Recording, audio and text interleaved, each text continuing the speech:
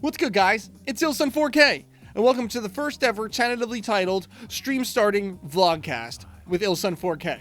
More or less, what you can expect from this is talk about video games from the week, horror movies from the week, animation that we're into from the week, be it Beavis and Butt-Head or a Marvel movie or a Marvel comic or something that, holds my interest that I feel my viewers would be into. I'll check that out as well. And we're also, of course, going to talk about, video games and horror movies, as I already stated.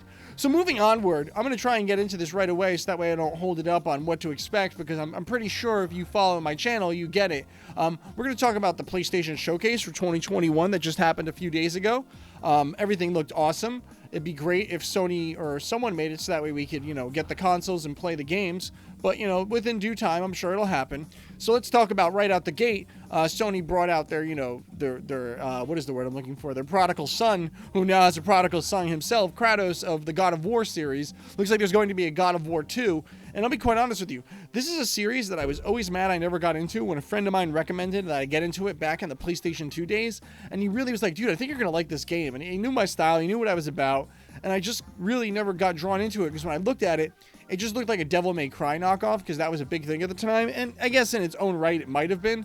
But, it's evolved into its own thing. And it really is a fantastic game. There's no need to label it as a knockoff of something. A good game is a good game. And this one looks great. It looks like they're continuing from the last game with Kratos and his son going on and continuing the storyline and trying to figure out if going to war with Asgard is the right thing from the looks of things. I'm not too familiar with God of War. I just know it has a lot of Greek mythology tie-ins, and I know it's very good. So I can't say that I was unimpressed by this. I found it very impressive. If I can get a PS5, maybe I'll get this. I don't know, but first I have to get a PS5. Let's go right into the next game that was very visually stunning, and I actually do have some history with, but I haven't played a recent version of, and that is Gran Turismo.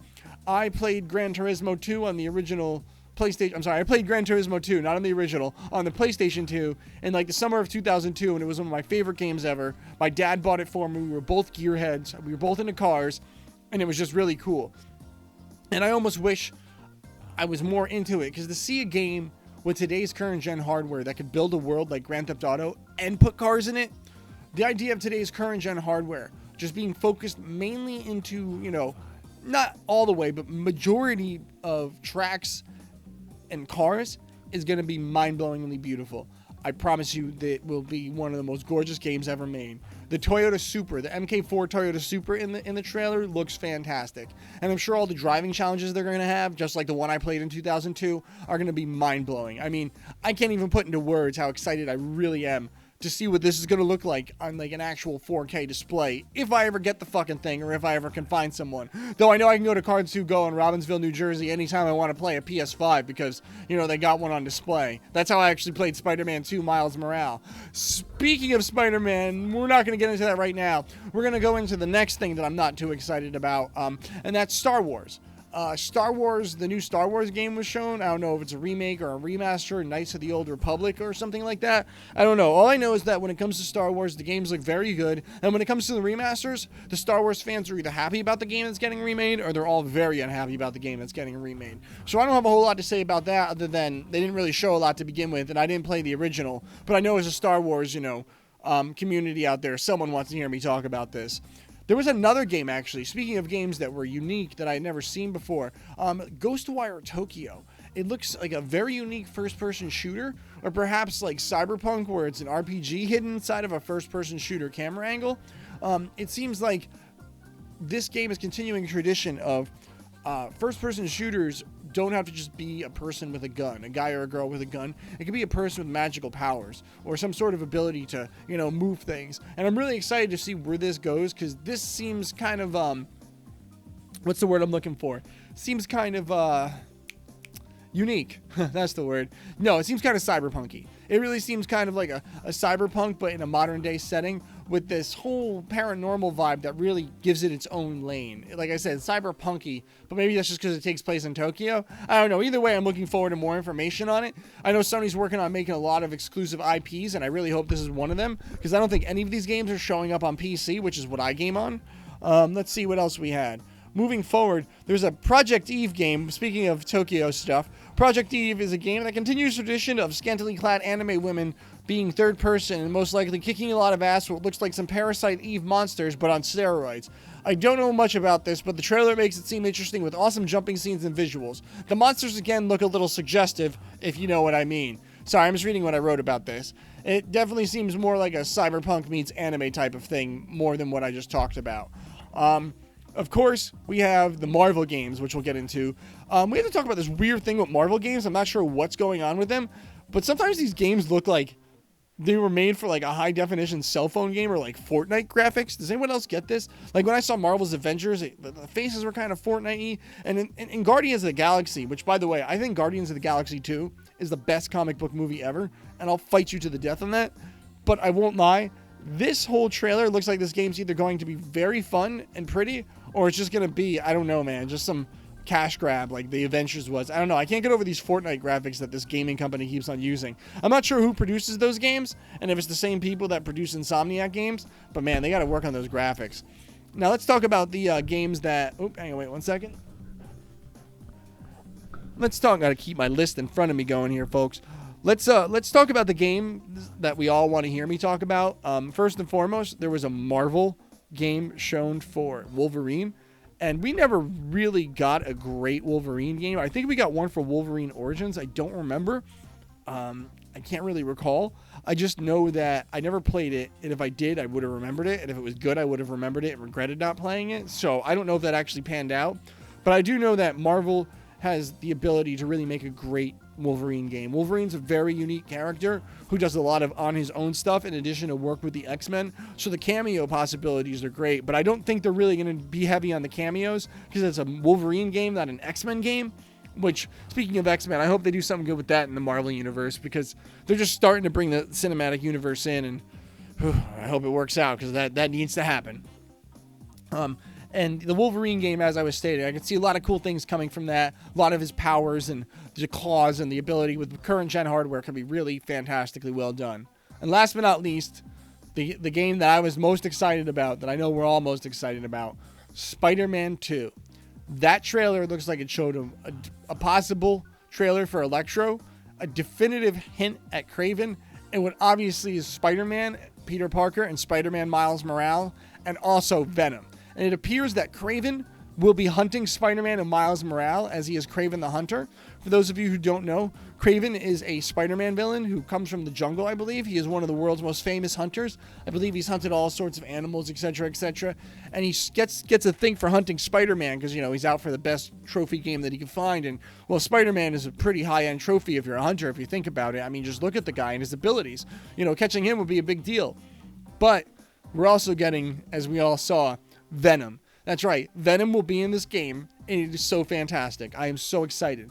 Venom being in this game means we'll probably get to play as him, or we'll get black suit versions of the other ones. But if they don't let us play as Venom in this game, then what was the fucking point? Like, what was the goddamn point?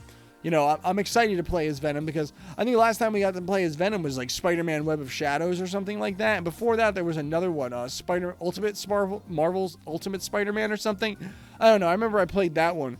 But we got to play a lot of cool Spider-Man games back in the day. It was actually amazing to think about all you could do with superhero games back in the day versus now.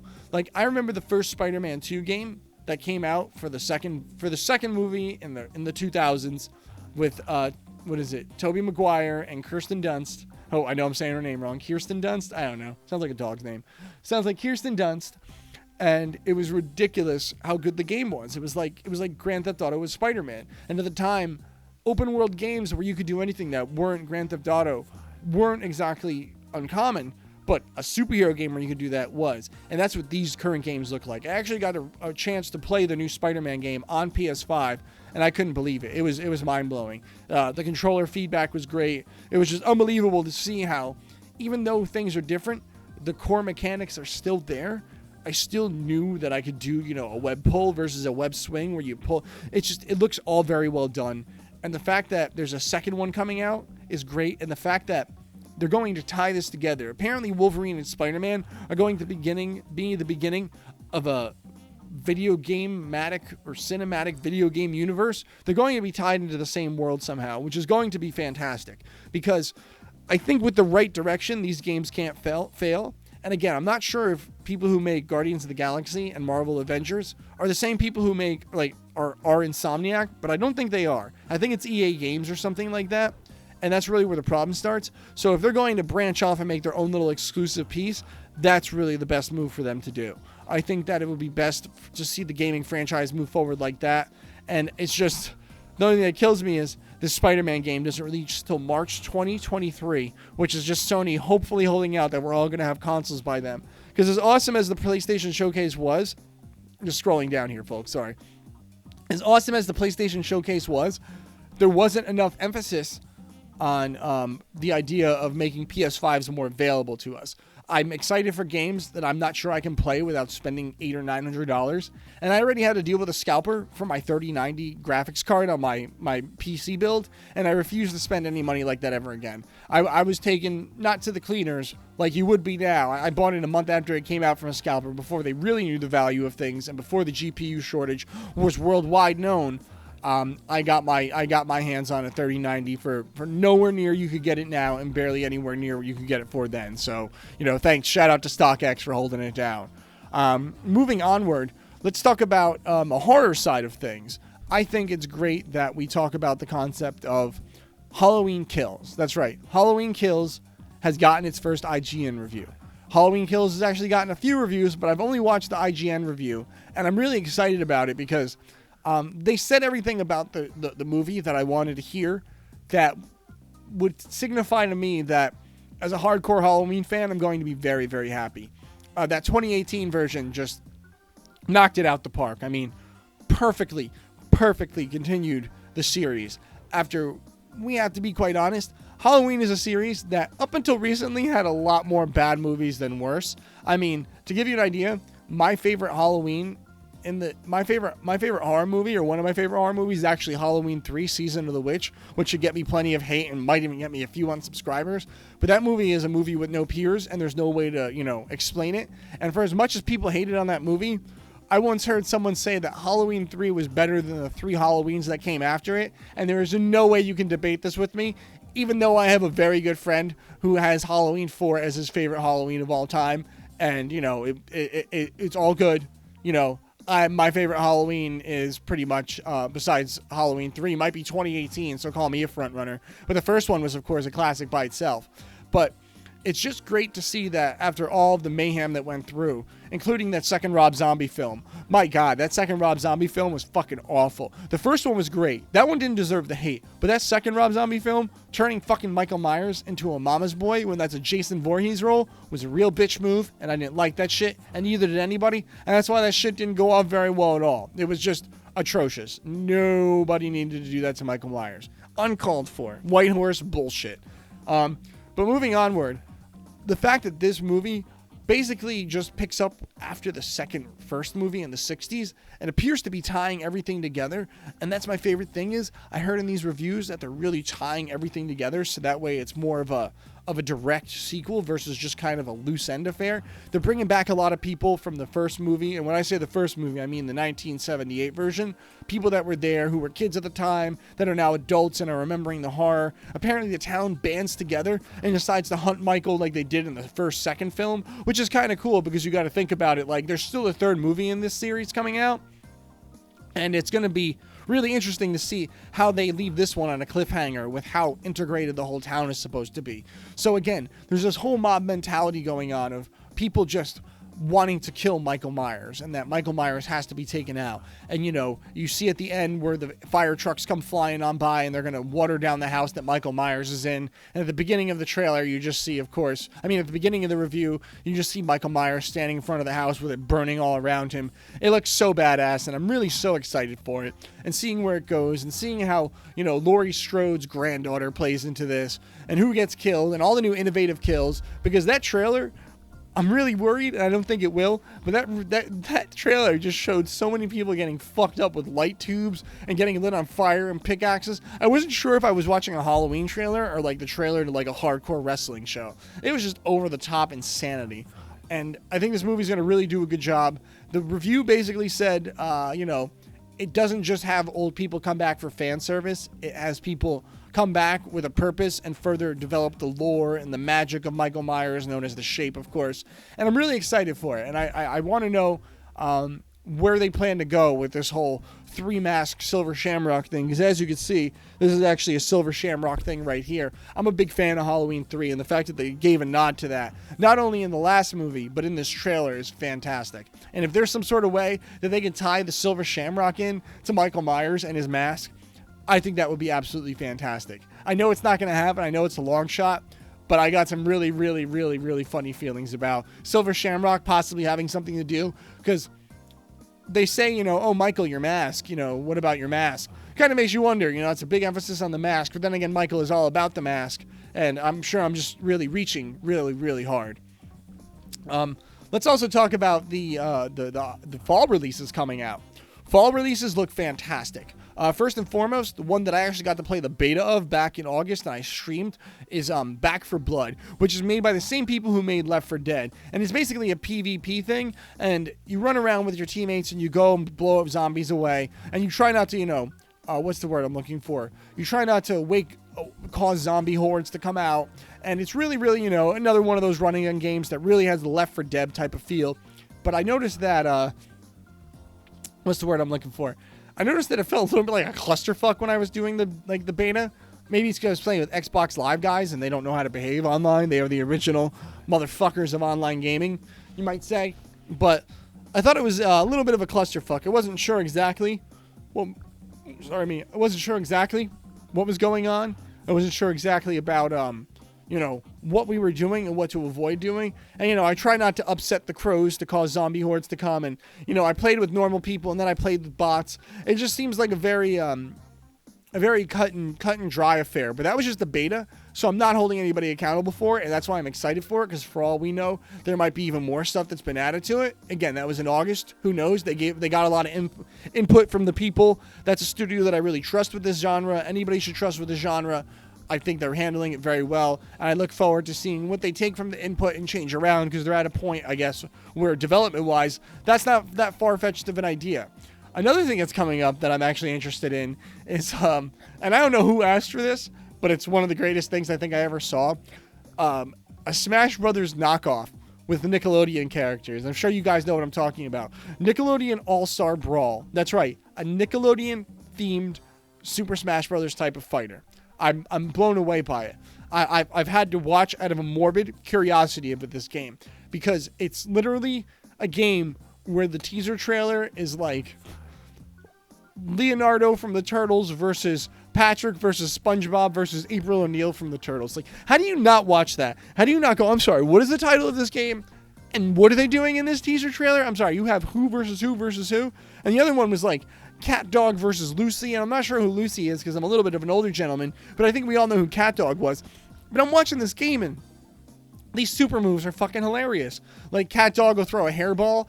Another one happens where Cat from Cat Dog turns into the muscular version of what he was and just punches the guy off the screen with a power hit, like, you know, the ones from Smash Brothers that send people across the screen. I watched what looked like one of the craziest fucking games ever made just display itself in front of my eyes. Like, I don't even have words for it, but it looks good. And there's a couple tutorial videos out there explaining what you can do from the developers, including taunts. And I just saw one level, and that was Bikini Bottom. I saw Nigel Thornberry fighting April O'Neil in another trailer. It's just, I don't know who asked for this game, and I'm not even remotely mad about it, because I think it's great. I think it's fantastic. Things like this need to exist to remind us that not every video game needs to be some sort of self-serving search deprivation chamber. We're allowed to just sit back and relax and have fun. And that brings me to a game that I actually recently played that I got the DLC for. That was a lot of fun. That was a mindless game that I've been enjoying in terms of games that I'm looking forward to and games that I'm currently enjoying. I played the Man-Eater Truth Quest, a DLC. I haven't beaten it. I've pretty much gotten to the point where I've left the new area that the DLC came with, and I'm starting to do the missions around the map that were not there before the DLC, if that makes sense. And it's really a fun game. It's just a mindless game where you run around and, you know, you're saving the world as a shark that can mutate into crazy things. It has a new mutation to it that lets you breathe a fucking like radiation fireball, Godzilla style. And it's just one of those games where I really recommend it if you haven't played the original. Man-Eater is, again, a fun game, but Man-Eater Truth Quest is even better. And that's a game I'm playing right now that I wanted to share with you guys, so that way you get an idea of what I'm enjoying lately. I'm actually looking forward to getting the Hitman DLC that also came out, the 7 Deadly Sins. That's actually kind of a cheap one for only $14.99. I'm imagining it's a way where you get points for killing people in the 7 Deadly Sins manner, as only Agent 47 could, because I'm a huge fan of Hitman. Hitman's one of those games. I didn't get a chance to play the very first one because I didn't have a PC back in like the 90s or the 2000 when it came out. But I had a PlayStation 2 when the second one came out, and it blew me away. I bought that thing at the local GameStop, and I remember the first mission where you're the flower guy, you walk up to the mansion, and you bring the, oh my god, it was just so good. And I've been playing 1, 2, and 3 lately, and I gotta stream that a little bit more than I do, because that's a game that's actually fun to watch and play. I gotta tell you, I think Hitman is definitely up there with my favorite games now that I'm really thinking about it. What else is there? Let me take a look. Hang on. What am I talking about in this podcast? Lost my fucking mouth. Sorry. What else are we talking about in this podcast? Oh, yeah, of course. The Wata gaming scandal and the magic of Carl Jobst. All right. We're going to go over this for those of you who don't know. This is a gaming thing, but this is a unique gaming thing because this involves classic game collectors and using classic gaming to jack up the prices on things. Classic gaming has always been a target for the schemers, you might say. People have always tried to find a way to artificially inflate the price of a game. Some people have been known to buy get my mic a little bit closer here. Some people have been known to buy up a whole bunch of an uncommon game in an attempt to corner the market and have none for sale on eBay, so that way they could jack the price. And there's actually been guys on YouTube who did this, who took a game that was uncommon and bought a bunch of it to the point where it had actually hurt the stock. I'm talking this guy bought like 100 plus or more games and had hurt the inventory of it, and he was able to raise the game price by like, I don't know, like $10 or something like that. It was a very uncommon $7 game. Like, again, he cornered the market. He had a bunch of these things. It actually worked out. But this is some next level shit. This isn't some like scumbag affair. This is some real deal. Like, let's try and take these rich people for all they're worth. And while I want to be mad about the scandal, I've learned to actually kind of laugh about it, because the only people they were really harming were the rich dumb people who were investing in video games as a way to, further have money in the future, kind of like a cryptocurrency or, I don't know, a savings account.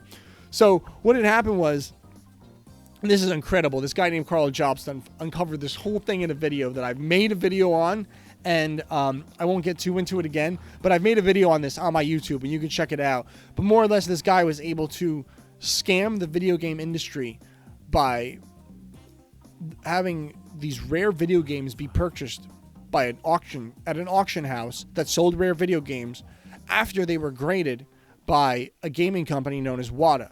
And this auction house started having these unbelievable games sale. A sealed Super Mario Brothers from 1985, the prototype version that existed in the tri-state area on the initial test runs of the Nintendo, went up for auction, sealed and graded, and went up for auction and sold for $100,000. Given the rarity and the history of the game, it was eyebrow raising, but it wasn't uncalled for. It was, it was at that point where, that game's 36 years old. I'm 35. I was born the year after Nintendo came out by 4 months. So it's an old game. It's sealed. It's not a prototype, but it's an early release, and it's, it has its place in history. It makes sense. $100,000 game is happening. Okay. Fast forward, the guy who bought it goes into Pawn Stars and tries to sell it. The guy from Pawn Stars calls up the owner of Wata Gaming, who was the guy who graded this, or I think it was Heritage Auctions, I can't remember, calls up the guy who graded this because he can't figure out if the price that this guy wants, that's like $1 million or something like that, is right. And he more or less comes in and confirms, oh yeah, absolutely, this game is worth more than he's asking, and you're getting a deal or some stuff, and one day, a game could sell for $1 million, blah, blah, blah. So he tries to make this happen, and it doesn't happen. Rick says, sorry, I can't help you out with this, I don't know what to tell you. And he more or less goes into this next mode of, just walking out of the store. It comes out as this guy, Carl Jobst, figures out, who makes this video, that the guy who bought this game wasn't just a guy, it was 3 guys. And it's rather interesting to see who they are and what they did.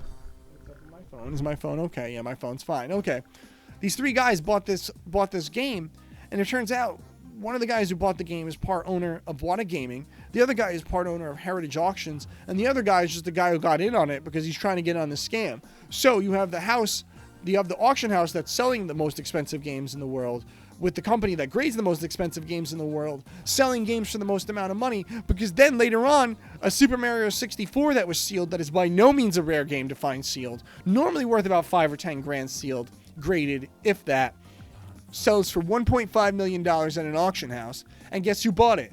Basically the same group of people, maybe a variation or two, same group of people. Then, get this, after selling for $1.5 million, that same original Super Mario Brothers game that sold for $100,000 that was brought on Pawn Stars goes and sells for $2 million. And it's by the same people again. And even crazier is the guy that Rick calls in to take a look at the games is that fucking guy who does the grading for the game company. So he's calling in the guy. It's all just fucking insane. Like, this is what I'm talking about. But it doesn't affect retro collectors or classic collectors that collect basic no-model games, because sealed game collecting is strictly for the uber rich who have more money than brains. And that's what these guys did. These guys took people for a ride. Up to this point, they were even doing something where I think they found an Atari Spider-Man game in box that was only worth a couple $100 sell for thousands of dollars at auction, because it was sealed and graded and it said Spider-Man on it, and someone who knew nothing about it went and bought it and just bought it and assumed it was going to be rare and worth something, completely unaware that it was a fairly common game. So this just goes to show you how some people can be scummy, but they're actually trying to scam people who just don't even matter. It doesn't matter if they lose the money. And it's just unbelievable. I don't know if it affects classic gaming collectors that are lower level, but I know it definitely affects anybody who collects sealed games. And sealed game people are usually not gamers. They're usually investors looking to hold on to something that goes up down the line. No one really gets games graded and sealed unless they're looking to make money with them for the most part. And it's just unbelievable that something like that can happen in this day and age, and the depths they went through to make it happen, right down to national television on a speculative trading TV show known as Pawn Stars. Unbelievable. And that's why I'm glad I don't collect classic stuff, which is another thing I talk about in the video, which you should go check right now if you get a chance, because I'm not getting back into it here. We have other things to go over. Another thing we're trying to think about, it's a little bit more on the sadder side, and something we have to really take in and understand, the depth of, is we are celebrating the 20th anniversary of September 11th as of today, actually. Wow, it's September 11th, 12:32 a.m., September 11th. So, let's take a moment and remember, all the lives lost. I'm actually from Bergen County, which I looked over, and I still can look out the bridge. Look out, a certain part of my town and see the beautiful skyline of New York City. When the World Trade Center was hit by the planes, the smoke from the building was so great that me and my friends went and stood on the top of his apartment complex that did not have a skyline to see the city, but we could see the smoke rising from the city. We saw where the World Trade Center was burning.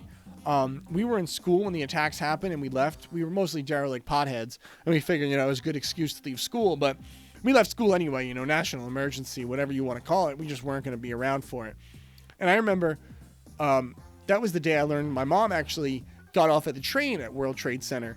And that day she was late because I was in this program for my school known as the MAC program, which is basically for kids who cut so much class the year before that we had to be put into a special class to make sure we met the criteria, because this was during George W. Bush's No Child Left Behind Act. So kids couldn't get held back. We could only get severely handheld through the system. And my mom was late to, that day, and she had actually gotten on the train before everything had gone haywire, and her commute was 2 hours. So she gets off the train and told me all she saw was people running, and more or less, I don't know if she was there when the building collapsed, but she was in New York City, and it's kind of crazy for me to have to recount that story about what was happening to me that day, because like I said, I vanished from school, and my mom called me on my cell phone to let me know, hey, listen, I'm trying to get home. Everything's going to be fine. Don't worry about it. I'm at someone's house, or I'm at someone's apartment that I work with, and, I'll find a way home.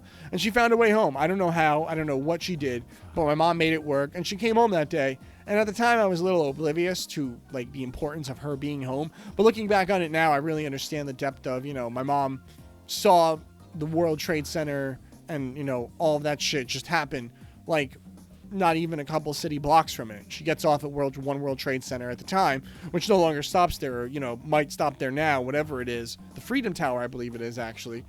And, it was just a surreal experience for her, I'd imagine. And, looking back on it, it's a surreal experience for me because, as far as I was concerned, my mom was going to be okay, but there was a possibility she wasn't. And I know for a lot of people that day, especially in my area, lost people in that, the attacks on September 11th.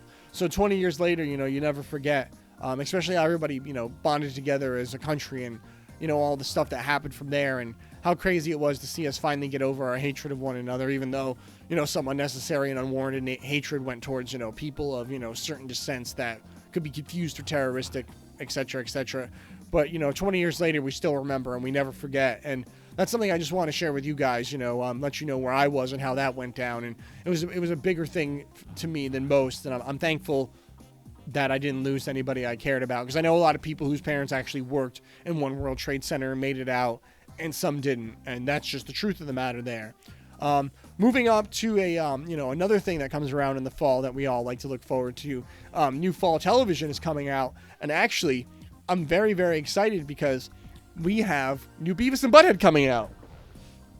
I know we saw a trailer for this like forever ago. Not even a trailer, I'm sorry. We saw a teaser for this forever ago, and it was just more or less Beavis and Butt-Head in a press conference, taking questions from, modern day youth, and, all the stuff, and kind of poking fun at the fact that, they're just coming back because they're stupid, don't expect any sort of woke culture or one-sided nature to them.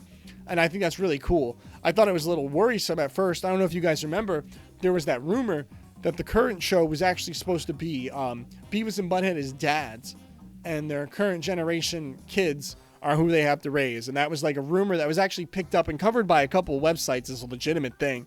And I thought it was like the worst thing in the world. I was like, no. These guys are like the Simpsons. This is like, these guys are like Bart and Lisa Simpson. They're never supposed to age. They're never supposed to be past teenage years. Bart and Lisa, I think, were definitively 9 and 7 or something like that. But Beavis and Butt-Head cannot age. Beavis and Butt-Head cannot be dads.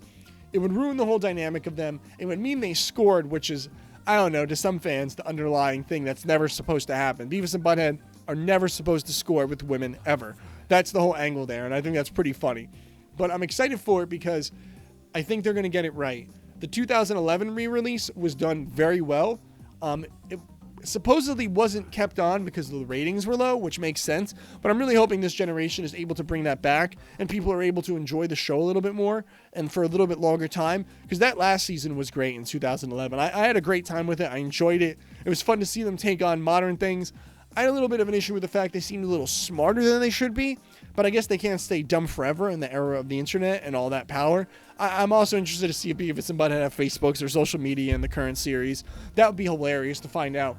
Beavis and Butt-Head are on a dating website like Tinder or something like that. I think it would absolutely draw on current pop culture and how things are almost as laughable and unreal as a Beavis and Butt-Head episode. Because, a long time ago, the idea of a Tinder or something like that seems like something that would have existed out of a Beavis and Butt-Head episode when they were trying to score calling up a sex hotline, right? I don't know. That's how I feel about it. Speaking of calling sex hotlines, I've been thinking about some of my favorite Beavis and Butt-Head episodes lately, and I was thinking about the 1-900 Beavis episode where they call the woman who has the sex line, and it's really not a woman. It's a gigantic fat lady on the other end trying to sound sexy, and she's got her trailer trash family around there, and I don't know, man. They ask her to put the butter to the phone. It's just such a well done show, and I'm so because Beavis and Butt-Head was basically a show that revolved around two kids doing absolutely nothing. Literally revolved around teenagers being teenagers, and they worked so hard to make them seem so stupid. It's almost unbelievable that it was so brilliant at its time, because it received a lot of flack when I was a kid. I was 7, 8 years old when Beavis and Butt-Head came out, and a lot of my friends weren't allowed to watch it.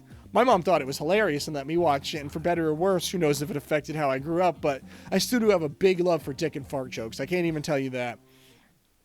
So, I'm also trying to recall, I think my favorite episode ever, if I had to pick up Beavis and Butt-Head, might be Nosebleed, and I hear that's a popular one, and I didn't really expect that, because that was kind of an obscure one to me, that I'd imagine not many were into, but Nosebleed was a fantastic one, where Beavis starts bleeding from his nose because Butt-Head makes him punch him in the face, and he chases Beavis around with all sorts of remedies on how to stop a bloody nose, and he confuses things, like how to stop hiccups by standing upside down on your head and drinking water, and he makes Beavis stand upside down and pours water into his nose. I just hope we get a lot of quality stuff like that too. I hope it isn't always straight satirical work of modern day stuff. I I hope we just get some good old-fashioned Beavis and Butt-Head being Beavis and Butt-Head stuff. I'm probably going to watch some of that, actually, after I'm done with this vlogcast, that's for sure.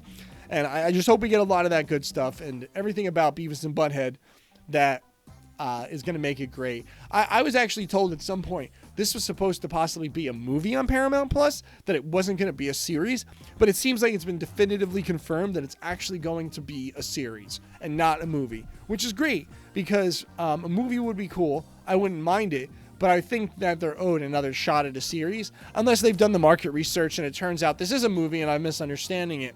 But I'm told it's supposed to come out between September, which is now, and I think December. At some point, it has to be announced. They have to give some sort of teaser or something. They have to give at least, I want to imagine they're going to give us at least 2 weeks before this comes out, right?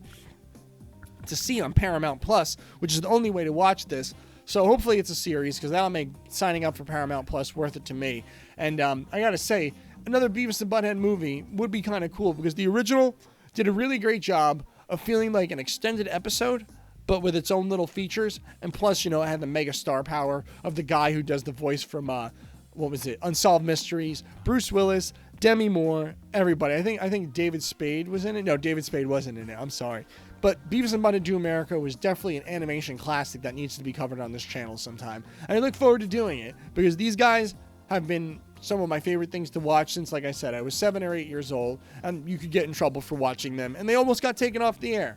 This was the original shocking cartoon that came shortly after The Simpsons and took what The Simpsons did and didn't do it as intelligently, but did it intelligently while being very stupid. And I'm really excited to see what the future holds for these guys, because I heard Mike Judge actually has all publishing rights and all abilities to change on this and edit it and make it as he please. He might even have final say. And I think it's really important that we keep the culture of Beavis and Butt-Head alive for generations to come, because they are a timeless classic that's not only good for satirical stuff, but at their own unique storytelling and situations that only they can get into. Let's see, what do we got after this? Oh,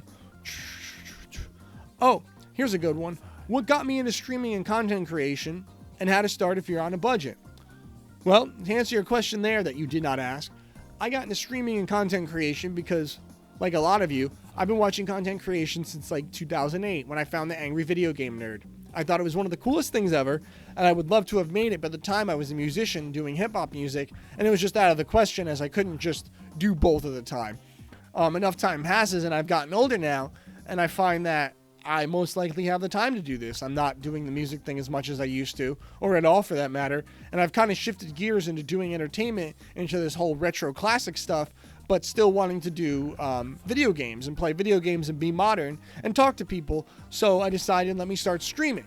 And of course, that was a rabbit hole that I can't ever get out of, as I went over the top and bought a wild-ass gaming PC and decided I wanted my angle to be high-quality streams, 1080p 60, whatever I could do to provide my people with the highest streaming content quality. And from there, it grew into, well, if you want to do streaming, you got to have a YouTube channel. So you got to make a YouTube channel and cover, stuff that you would want to cover that ties into your brand on Twitch. So we go over there and we start doing our YouTube stuff. I buy a better quality cam that does 4K because I'm trying to do this whole Ilsun 4K thing, high quality, high def with a retro twist. And I've just moved forward from there. And to be quite honest with you, to get into content creation, depending on what you want to do, isn't very difficult. You just need to really take the time and energy and practice and understand that you're going to have to get yourself some video editing software like Final Cut Pro or Premiere Pro, After Effects. There's another one I've used that's called DaVinci Resolve. That's you pay for that and you're good. You have to learn some basic editing skills. I would suggest you get yourself a decent webcam.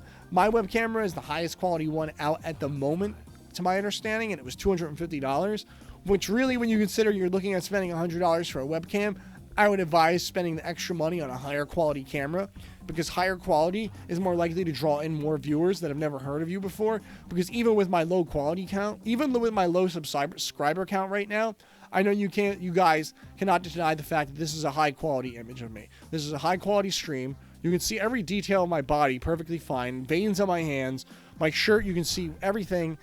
And you get this from having the best quality that you can out of the gate, and that's with 4K or 1080p 60. So make sure you at least get a camera that does 1080p 60 if you don't want to get a camera that does 4K 30 frames per second. It depends on what you want to do. Do you want to be a streamer like me and stream PC games? Do you want to be a streamer and do console games? Because if you're going to do console games, you might want to look into getting a secondary streaming PC, which isn't expensive, but it's necessary and makes life a lot easier versus just streaming off the console itself. You get yourself a capture card, and everything's fairly self-explanatory once you get into that. But it all depends on what you want to stream and what you want to do. If you want to just not stream and make YouTube content, then you should really focus more on, like I said, getting a good quality camera or webcam. You want to get some lights, good lighting. I have 2 LED lights off to the left and right side of me that do great. You definitely want to have a nice high definition monitor, at least a 1080p, if not 4K monitor, to review your work on and go over and pick up on everything and see any little details you might have. Always make sure to understand that this isn't that hard to do, but you just have to do it every day, as someone once said to me. And I think it's really important to understand what goes into this content creation stuff, because this did not happen overnight, but it also kind of did, because I just, invested in what I wanted to do. I wanted to do this seriously, but not everybody wants to do this kind of stuff seriously. So I understand. Oh, lost my fucking trailer. Hang on. Not everybody wants to do this as seriously as me, and I've kind of rubbed a few people the wrong way in making them think I'm more about the quality than quantity, which I am. But I think it's really important to give your viewers the best viewing process possible. Give them everything you would want to give them and make them happy, and understand that they will come back to you over time and that nothing happens overnight. Nothing about this is going to happen in 5 or 6 months. You need to organically grow yourself. You need to make sure you take what you're doing, your content, whether it be Twitch, YouTube, or in my instance, both, and have avenues and platforms such as Instagram, Facebook, Twitter, and TikTok to advertise yourself on, and be more than just the guy in front of the camera for a vlog or podcast. Have fun with it. If you want to take a look at my TikTok, you can see how I handle things. Every stream I do for my live streams, I make a fun little 30-second video that I publish and make in After Effects or Adobe Premiere. Adobe Premiere Pro. And you don't have to go that over the top, but you know that I do, and that's part of what you've gathered about me, is that I take this very seriously. I think it's important that your viewers understand that no matter how much fun you're having, they understand that you're taking this seriously and that you're worth the time and investment to come and check out, because I don't see why you shouldn't be giving an absolute 100,000% best to your viewers. They deserve it. Your art deserves it, and everybody around you that you ask to share your stuff and put your art form out there deserves to know they're sharing high quality stuff, which is why I'm excited to really talk about high quality stuff that's coming out, because in addition to this being my first vlogcast, as I mentioned, I'm very much so into horror movies. I love Friday the 13th, and coming in October, I'm going to have a lot of cool stuff coming to this channel, content creation wise. I'm doing a 4-part or possibly more, definitively 4-part series on my top 4 favorite horror movies, with some new high definition stuff going on, doing a lot of great video editing in that, getting a lot of new features and abilities to convey my love of what I do. In addition to that, we're also going to be collaborating with some really awesome t-shirt companies to do some really awesome giveaways. I'll be giving away, actually, on one of my streams, a limited edition hockey jersey that there's only 50 of made, and I have an extra one being printed up just for me because this guy was really nice. And we're going to make sure that our streams in October are engaging and fun. We're going to have, like I said, 2 good giveaways in October, 2 weeks apart, once every 2 weeks. I'll make sure you guys know how to get in on that.